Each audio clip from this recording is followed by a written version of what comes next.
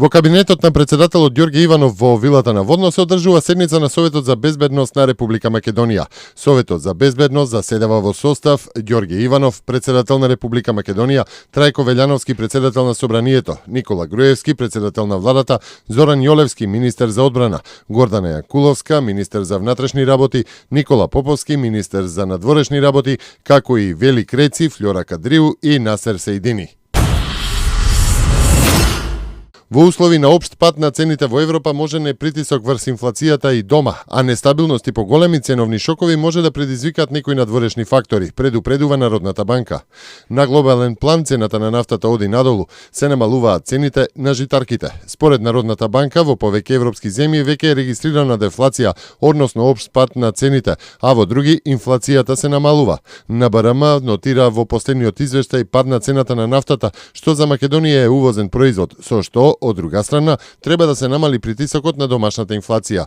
Таков е случајот и со цените на житарките. Проекциите се дека увезените производи Македонија ќе ги плати поевтино од првично проектираното. Ова најмногу се должи на очекуваните стапки на инфлација кај најголемите трговски партнери на Македонија.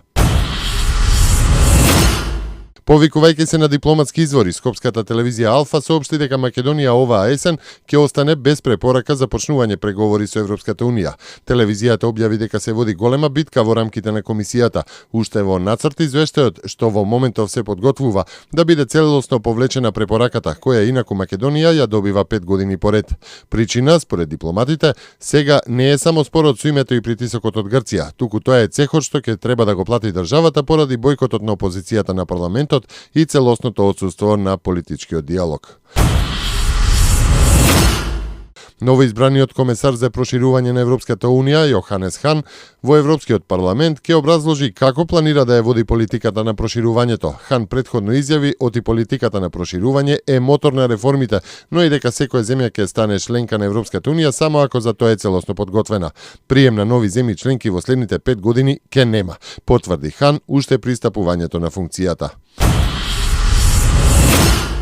Грчките медиуми со нескриено задоволство ја пренесоа изјавата на Сергеј Лавров дека на потенцијалното проширување на НАТО со поранешните југословенски републики Босна и Херцеговина, Македонија и Црна Гора би можело да се гледа како на провокација.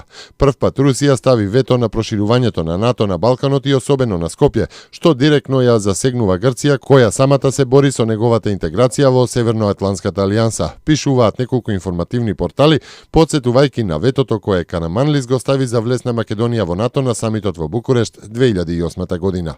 Иако изјавата на Лавров е јасна и е во контекст на веќе познатите ставови на Русија за проширувањето на НАТО воопшто, грчките медиуми во свој стил ја протолкуваа како поддршка за Грција. Инаку Русија нема право на вето во НАТО затоа што не е членка. Во една зрела демократија политичките дебати треба да се водат во демократските институции, порача еврокомесарот за проширување Штефан Филе од Тирана до албанската опозиција која ја бойкотира работата на парламентот.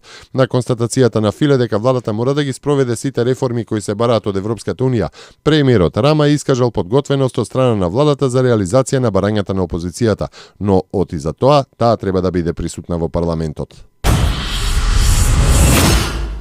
Турскиот министер за внатрешни работи Евкан Ала ја повика меѓународната заедница да ја помогне на Турција за справување со кризата со бегалците од Сирија. Само за неколку денови од овој месец во Турција пристигнале над 150.000 сириски курдски бегалци. Од почетокот на војната во Сирија, Турција примила над 1,5 милион сириски бегалци.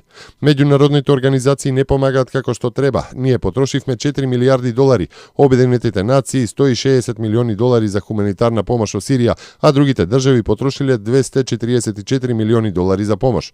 Тоа е ништо, нагласи Ала.